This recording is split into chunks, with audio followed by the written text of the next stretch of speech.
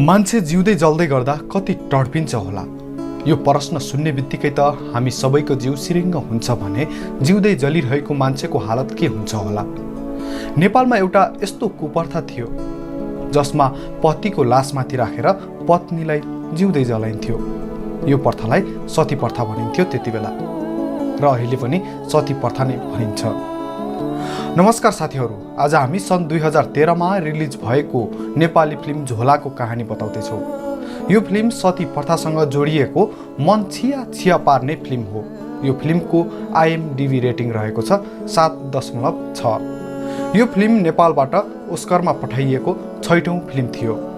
फिल्मको कथा यसरी सुरु हुन्छ।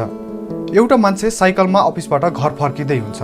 उसले बाटोमा मान्छेहरूको भिड देख्छ। एउटा मान्छेबाट उसले थाहा पाउँछ कि पुलिसले त्यहाँ रहेको एउटा झोलामा बम राखिएको अनुमान गरेको छ। ऊ त्यसपछि घर पुगेर फ्रेस हुन्छ। त्यत्तिकैमा उसले एउटा खाँबोमा रातो झोला झुन्डिएको देख्छ। उसले श्रीमतीलाई यो झोला कसको हो भनेर सोध्छ। उसकी श्रीमतीले त्यो झोला दिउँसो उसलाई भेट्न आएको एउटा बुढो मान्छेले छोडेर गएको कुरा बताउँछ।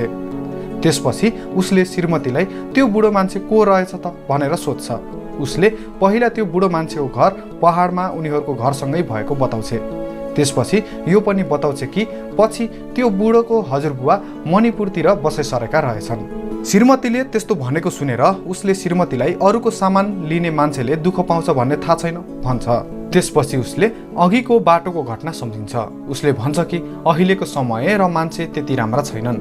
अघि बाटोमा भेटिएको एउटा झोलामा बम छ भनेर मान्छेहरू डराइरहेका थिए। यो झोलामा पनि त बम हुन सक्छ, जे पनि हुन सक्छ। तिमीले यसरी नचिनेको मान्छेको झोला राख्नु हुँदैन थियो। त्यसपछि उसकी श्रीमतीले पुलिसलाई बोलाउने कुरा गर्छिन्, तर ऊ आफै त्यो झोला चेक गर्ने निर्णयमा पुग्छ, किनकि ऊ चाहँदैन कि उसको घरमा मान्छेहरूको भिड लागोस्। त्यसपछि राति उसले त्यो झोला खोलेको दृश्य देखाइन्छ। उसकी आमाले भन्छन् त्यो अरूको झोला किन खोलेको, त्यसरी खोल्दा अरूको सामान हराउला। तर उसले आमाको कुरा वास्ता नगरिकन त्यो झोला खोल्छ। उसले त्यो झोलामा एउटा पुरानो पाना भेट्छ जहाँ केही लेखिएको हुन्छ। ऊ त्यो पाना पढ्न लाग्छ। त्यो पानामा यस्तो लेखिएको हुन्छ, पिताजी वृद्ध भए पनि त्यति बेला मेरी आमाको उमेर 27 वर्षको मात्र थियो। जेठी श्रीमती बितेपछि मेरो पिताजीले आफूभन्दा 40 वर्ष कान्छी मेरी आमासँग विवाह गर्नुभएको थियो। म जन्मेपछि मेरी आमाको कोखमा अरू सन्तान भएनन्। जेठीपट्टिको दाजु जवान थियो र छुट्टिएर बसेको थियो, तर पिताजीले केही दिनदेखि अनौठा कुरा गर्न थाल्नु भएको थियो। अब फिल्ममा हामीलाई त्यो पानामा लेखिएको कथा देखाइन्छ। अब फिल्ममा विक्रम सम्वत 1970 साल देखाइन्छ। त्यति बेला त्यो कहानी लेख्ने बुढो सानो हुन्छ। ऊ माटोमा औलाले लेखेर पढ्दै हुन्छ। त्यति बेलै उसकी आमा आएर उसलाई गाईबस्तु लिएर जङ्गलमा चराउन लान भन्छन् छिटो गाईबस्तु लिएर जा, नत्र बेलुका एक्लै होलास्। आमाको कुरा सुनेर उसले भन्छ सधैँ एक्लै त हो। दाइका छोराहरूले वस्तु बगालमा मिसाउनै दिँदैनन्, मिसायो कि लखेटी दिन्छन्। छोराको कुरा सुनेर उनले भन्छन् त्यस्तो नगर भनेर हप्काउनु पर्छ नि त। उनीहरू तँभन्दा ठुला भएर के भयो त, तेरो भतिजाहरू हुन्। त्यतिकैमा भित्रबाट कान्छी कान्छी भन्ने आवाज आउँछ। त्यो आवाज उनको पतिको हुन्छ। उनी भित्र जान्छन्। उनको पति माथिबाट तल ओर्लन सकिरहेको हुँदैन। ऊ घाम ताप्न बाहिर जान चाहेको हुन्छ। त्यसैले आफूलाई बोकेर भर्याङ ओह्राल्न पत्नीलाई बोलाएको हुन्छ। उनले पतिलाई भर्याङ ओह्रालेर बाहिर पुर्याउँदा छोरो चाहिँ त्यही बसिरहेको हुन्छ। त्यो देखेर उनले भन्छन् अझै यो त यहीँ पो रहेछ, जहिले पढ्न मात्र मन गर्छ, बिहे गर्ने उमेर भइसक्यो, खै के पो गरेर खान्छ यसले। अब उनले पतिलाई गुन्द्री ओछ्याएर भुइँमा बसाउँछिन्। त्यतिकैमा उनको पतिले भन्छ कि म मरे भने त सती नजानु। अब यता घनश्याम यानकी उनीहरूको छोरो गोठालो गएको देखाइन्छ। घनश्यामले जाँदा जाँदै बुबाले आमालाई सती नजानु भनेको सुन्छ। पत्नीले भन्छन् कस्तो नचाहिने कुरा गरेको के तपाईँले, यति चाँडो को मर्छ र। त्यसपछि पतिले भन्छ कालको के भरोसा र। अब कान्छीको देवरले आफ्नो श्रीमतीसँग दाइ बिरामी भएको र हेर्न जान लागेको भनेको देखाइन्छ। ऊ दाइलाई भेट्न दाइको घरसम्म आइपुग्छ। यता अब घनश्याम आफ्ना दुई भतिजाहरूको पछि गाईबस्तु लिएर जाँदै गरेको देखाइन्छ। उनीहरूले उसलाई आफूहरूसँग नआउन भन्छन्। घनश्यामले मलाई पनि तिमीहरूसँगै लिएर जाऊ न भन्छ, तर उनीहरूले हाम्रो बुबाले तँलाई नलानु भनेका छन् भनेर उसलाई त्यही हुत्याएर जान्छन्। अब उनको पतिलाई बाहिर पिँढीमा सुताएको देखाइन्छ। छेउमा वैद्य र उनका पतिका भाइ यानकि उनको देवर पनि हुन्छन्। वैद्यले जाँचेर केही जडीबुटी दिएर जान्छ। त्यही रात उनले पतिको हेरचाह गरिरहेको बेला छोरो घनश्यामको शरीरमा चोट लागेको देख्छिन्।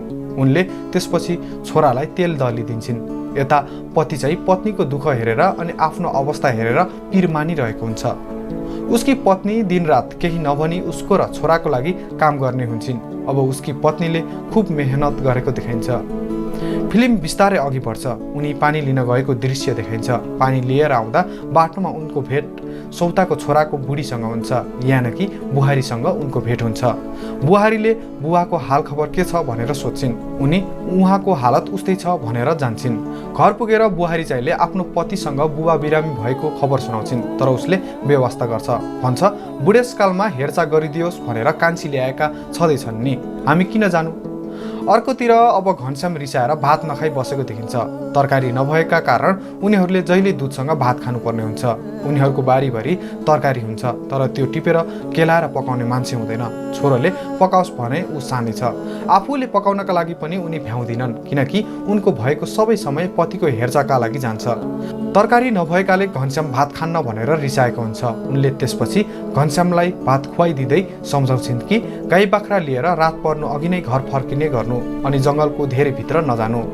अब बिहान पख उनले पतिको जिउमा तेल लगाइदिँदै गरेको दृश्य देखाइन्छ। उनले भन्छन् मैले तपाईँको ग्रहदशा हेर्नका लागि पण्डित बोलाएको छु। उनले यो पनि भन्छन् कि आज बुहारीलाई भेटेको थिए, उसले तपाईँलाई कस्तो छ भनेर सोधेकी थिए। त्यो सुनेर पतिले भन्छ कि छोरालाई त के सोध्थ्यो, बुहारीले सोधी त होली। छोरोले सम्पत्तिको लोभ गरे जस्तो छ, तँलाई बिहे गरेर ल्याएदेखि सम्पत्ति गयो भन्ने सोचेर आउजाउत नै बन्द गर्यो। त्यसपछि उनको घरमा पतिको भलोको लागि पूजा गरेको देखाइन्छ। अब उनी जङ्गलबाट स्याउला ल्याएर घरमा आउँछिन्। घरमा आउँदा पति सिकिस्त भएको देखिन्छ। झाँक्रीहरू ढ्याङ्ग्रो ठटाउँदै उफ्रिरहेका हुन्छन्। पतिको छेउमा उनको देवर पनि हुन्छ। त्यसपछि उनी कोठामा बसेर रोइरहेको देखिन्छ। यत्तिकैमा बिहान हुन्छ। घनश्याम जङ्गलमा गाई बाख्रा चराइरहेको हुन्छ। त्यत्तिकैमा दुईजना मान्छे आएर उसलाई तेरो बुबा सिकिस्त छन् भनेर खबर गर्छन्। ऊ घर जान्छ। घर पुग्दा आँगनमा मान्छेहरूको भिड लागेको हुन्छ। उसको बुबालाई भुइँमा सेतो लुगाले छोपेर सुताइएको हुन्छ। हो साथीहरू, उसको बुबाको यति बेला मृत्यु भइसकेको हुन्छ। उसले अचानक आमालाई सम्झिन्छ। ऊ दौडेर ढोकातिर बढ्छ। उसकी काकीले उसलाई समात्छिन्। उसले भित्र जान दिनुस् मलाई भन्छ, तर काकीले तेरी आमा सती भएको र अब कसैले छुन नहुने बताउँछ। त्यो सुनेर उसले भन्छ बाले आमालाई सती नजानु भनेका थिए। ऊ आमा आमा भन्दै रुन लाग्छ। भित्र टोलाएर बसेकी उसकी आमाले उसको रुवाई सुन्छेर आफै रुन थाल्छे। त्यसपछि घनश्यामको काकाले रात पर्न लागिसकेको र अब लास लैजान ढिलो गर्न नहुने बताउँछन्। यता भित्र उनी रोएर बसिरहेकी हुन्छन्। एउटा पण्डित उनी कहाँ पुग्छ र भन्छ सती भएर यसरी रुनुहुन्न। सतीले रोयो भने सती जाँदा प्राप्त हुने सारा पुण्यहरू आँसुले पखालिन्छन्। सती गयो भने पतिका सारा पापहरू पनि मेटिन्छन्। सती जान पाउनु भनेको त पूर्व जन्मको पुण्यको फल हो। यता बाहिर पिँढीमा काकी र घनश्याम रुँदै हुन्छन्। घनश्यामले काकीलाई भन्छ काकी बाले आमालाई सती नजा भन्नुभएको थियो। त्यो सुनेर काकीले भन्छन् तेरो कुरा सुन्ने को छ र बाबु, यहाँ यी सबै मान्छे तेरो बालाई भन्दा आमालाई हेर्न जम्मा भएका हुन्। भोलि आफै भोग्नुपर्ने कुरा हेर्न यी अभागी आइमाईहरू यहाँ जम्मा भएका छन्। घनश्यामको काका श्रीमतीले यस्तो भनेको सुनेर नजिकै पुग्छन् र तानेर उनलाई पर लिएर जान्छन्। श्रीमतीलाई चुप लाग भनेर भन्छन्, तर श्रीमतीले रुँदै भन्छन् त्यो बेलामा जानी जानी आफूभन्दा 40 वर्ष कान्छी केटीसँग बिहे गर्ने अनि अहिले उसलाई यस्तो कलिलो उमेरमा सती पठाउनुहुन्छ। त्यसपछि श्रीमानले भन्छ के गर्छस् त, यो पहिल्यैबाट चलिआएको चलन हो। हाम्रो आमा हजुरआमाले समेत भोगेको कुरा हो। श्रीमानको कुरा सुनेर श्रीमतीले भन्छ पत्नी मर्दा चाहिँ लोग्ने मान्छेले हाँसी हाँसी बाजा बजाउँदै अर्को बिहे गर्न हुने, तर पति मर्दाखेरि चाहिँ एउटी आइमाईले जिउँदै जल्नुपर्ने यो कस्तो चलन हो। श्रीमती झन् रोएको देखेर उनले श्रीमतीलाई तानेर अझ पर लान्छन् र भन्छन् तैँले यस्तो कुरा गरिस् भने गाउँलेहरूले तँलाई बहुलाई छस् भनेर गाउँबाट निकालिदिन्छन्। अब यता एउटीले घनश्यामको आमाको श्रृङ्गार गरेको देखाइन्छ। घनश्यामको आमालाई रातो लुगा लगाइदिन्छ, पोते र थुप्रै श्रृङ्गारका सामान लगाइदिन्छ। त्यसपछि उनको लासको पछि पछि हिँडाउँदै अनि बाजा बजाउँदै घाटतिर लगिन्छ। यता रोइरहेको घनश्यामलाई छातीमा च्यापेर काकी पनि रोइरहेकी हुन्छन्। त्यत्तिकैमा घनश्याम भागेर मलामीहरूको पछि जान्छ। मलामीहरूले एउटा ठुलो रुख लिएर पुगेर लास तल राख्छन्। पण्डितले सतीलाई त्यो रुख देखाउँदै यो देवीथानको परिक्रमा गर्नुहोस् भन्छ। उनले त्यो रुखको परिक्रमा गर्छे। त्यसपछि नियमअनुसार उनले आफ्नो सबै कपडा खोल्छिन्। अब उनी नाङ्गै हुन्छन्। त्यसपछि पण्डितले उनको टाउकोबाट तेल खनाइदिन्छ। अब फेरि लास उठाएर उनीहरू सतीलाई अघि लगाउँदै अगाडि बढ्छन्। यो सबै दृश्य लुकेर हेरिरहेको घनश्याम फेरि दौडिन थाल्छ। लास जलाउने बेलामा अँध्यारो भइसकेको हुन्छ।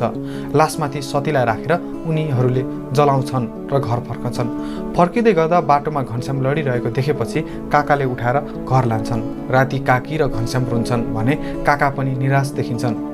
काकीले घनश्यामलाई भन्छन्, के गर्छस् त बाबु, हामी आइमाईलाई त गाईबस्तुको जति पनि गर्दैनन्, बरु गाईबस्तु बुढा भएपछि बेचिदिन्छन्, मार्दैनन्। उनले यस्तो पनि भन्छन् कि एउटी आमाले सन्तानलाई 9 महिनासम्म कोखमा राखेर जन्म दिन्छन्, पछि गएर त्यही सन्तानले आफ्नी आमालाई जिउँदै जलाउँछ। कुरा गर्ने क्रममा अघि गएर काकीले घनश्यामलाई यो पनि भन्छन् कि भोलि पर्सि त पनि यस्तै लोग्ने मानिस जस्तो हुनेछ, त यिनीहरूकै सानो रूप हो सक्छौ भने तिमी लोग्ने मान्छेहरूले यो नियमलाई तोड, आमाहरू जलाउने यो नियमलाई तोड। अब घनश्याम आफ्नो दाइको घरमा बस्दै आएको हुन्छ। दाइले उसलाई घरदेखि वनसम्मको सबै काम लडाउने गरेको देखिन्छ। उसलाई बाबुआमाको यादले अति नै पिरोल्ने गरेको हुन्छ। एक दिन गाईबस्तु लिएर जङ्गलबाट घर फर्किने समय हुन्छ। केही वस्तु हराएका हुन्छन्। ऊ ती वस्तु खोज्दै हुन्छ। त्यत्तिकैमा उसले एउटा गुफामा एउटा आइमाईलाई देख्छ। ऊ डराउँछ। उसले सोच्छ कि त्यो जङ्गली मान्छे हो। ऊ घर फर्केपछि उसको दाइले ढिला आएको भएर गाली गर्छ र खाना खान पठाउँछ। खाना खाँदै गर्दा उसले आमालाई खुब सम्झिन्छ। त्यसपछि राति सुत्ने बेलामा उसले त्यो गुफामा देखेको मान्छे को होला भनेर सोचिबस्छ। भोलिपल्ट उसले त्यो गुफामा गएर हेर्दा त्यो आइमाई अरू कोही नभएर उसकै आमा रहेको कुरा थाहा पाउँछ। यो आमा छोराको मिलन एकदमै भावुक देखिन्छ। उनीहरूले खुसीको आँसु झार्छन्। घनश्यामले तपाईँलाई त जिउँदै जलाएका थिए, फेरि कसरी यहाँ आइपुग्नु भयो भनेर सोद्धा उनले भन्छन्, आगोले पोल्न थालेपछि म पानीमा हामफाले, अँध्यारो भइसकेकाले कसैले मलाई हामफालेको देखेनन्। त्यसपछि उनले घनश्यामलाई यो कुरा कसैलाई नभन्न भन्छन् अरूले थाहा पाए भने मलाई मारिदिन्छन्। अब घनश्याम भाउजूलाई भनेर काका काकीको घरमा जान्छ। राति काकीसँग सुत्दा उसले काकीलाई आमा जिउँदो रहेको कुरा बताउँछ र यो पनि भन्छ कि यो कुरा कसैलाई नभन्नुहोस्। त्यो सुनेर काकीले भन्छन् कि त यस्तो कुरा पनि अरूलाई भन्छन् त, अरूले थाहा पाए भने त मार्छन् तेरी आमालाई। त्यसपछि घनश्यामले भोलि आमालाई खाना र लुगा लगाइदिने कुरा गर्छ। भोलिपल्ट काकीले उसलाई लुगा र खाना दिएर पठाउँछिन्। आमा छोरा बसेर खाना खान थाल्छन्। उनले छोरालाई यो सबै कहाँबाट ल्याइस् भनेर सोचिन्। उसले काकीले दिएको बताउँछ। त्यसपछि उनले देउरानीसँग हुने गरेको झगडा सम्झिन्छन्। यत्तिकैमा घनश्यामले भन्छ, आमा म हजुरलाई यो जङ्गलमा वन मान्छे जसरी एक रात पनि बस्न दिन्न। म अरूको घरमा नोकर बसेर भए पनि तपाईँलाई पाल्छु। त्यत्तिकैमा बाजा बजेको आवाज सुन्छन् उनीहरू आवाज आएतिर दौडिन्छन्। तल खोलामा लास जलाउन लगिएको हुन्छ। आमाले भन्छन्, आज यो सती बच्न सक्दिनन् किनकि अहिले दिउँसै छ। त्यत्तिकैमा त्यो सती चिताबाट हम्फालेर भाग्न थाल्छे। मान्छेहरूले ढुङ्गाले लखड्दै हान्न थाल्छन्। एउटाले हानेको ढुङ्गा सतीको टाउकोमा गएर लाग्छ। ऊ भुइँमा पछारिन्छे र यो भयानक दृश्य देखेर घनश्यामको आमालाई रिङ्गटा लाग्छ। दौडदै घनश्यामकी काकी आइपुग्छिन्। उनलाई समात्छिन्। काकी गाली गर्न लाग्छिन्। यत्रो मान्छे भएर एउटा अबला नारीलाई कुटी कुटी मारेर जलाउँदैछन्। यिनीहरूले सन्तानको मुख देख्न नपाउन्, यिनीहरूले स्वास्नीको मुख देख्न नपाउन्। त्यत्तिकैमा घनश्यामका काका आइपुग्छन्। काकालाई देखेर घनश्याम डराउँछ। काकीले नडरा, काका पनि तिमीहरूको उद्धार गर्न आएका हुन् भन्छन्। घनश्यामका काकाले उसकी आमाको खुट्टा ढोकिदिन्छन्। त्यसपछि काकीले रुँदै भन्छन्, के गर्नु, हामीले मात्र सती प्रथा हटाउने भनेर हुँदैन, सबै यसको विरुद्ध एकजुट हुनुपर्छ। लोग्ने मरेपछि स्वास्नी जिउँदै जल्नु हुँदैन भनेर लोग्ने मानिसहरूले सोच्नुपर्छ। त्यसपछि घनश्यामकी आमा रुँदै घनश्यामकी काकीलाई भन्छन्, म अभागीको आशिष त के लाग्ला र, तर तिमीले हामीलाई ठुलो गुण लगायौ। हामी सँगै बस्दा जहिल्यै भाँज्यौ, तर तिमीभित्र यति राम्रो मन पनि रहेछ। तिम्रो कल्याण होस्, चिताको पुगोस् तिमीले। घनश्यामकी काकीले रुँदै घनश्यामकी आमाको खुट्टा ढोकिदिन्छन्। त्यसपछि घनश्यामकी आमाले भन्छन्, नातामा त तिमी मेरी देउरानी पर्यौ, तर तिमी मेरी आमा नै हो। त्यसपछि देउरानीले जेठानीलाई एउटा पोको दिन्छन् र भन्छन्, यसलाई फारो गरेर चलाउनु। यत्तिकैमा घनश्यामका काका रुँदै बोल्छन्, यतैबाट धरान जानु, त्यता काम पाइन्छ। यदि नुन लिन जानेले चिन्छन् जस्तो लागे त्यतैबाट आसाम जानु। यति भनेर उनले रुँदै हामीलाई माफ गरिदिनुहोस् भाउजू भनेर हात जोड्छन्। त्यसपछि घनश्यामले काका काकीको दुवैको खुट्टा ठोक्छ। काकाले घनश्यामलाई आफूले लगाइरहेको टोपी निकालेर लगाइदिन्छन्। देउरानीले जेठानीलाई आफूले ओढेको सेतो पछ्यौरा निकालेर ओढाइदिन्छन्। सबैको आँखाबाट आँसु खसिरहेको हुन्छ। त्यसपछि आमा छोरा बाटो लाग्छन्।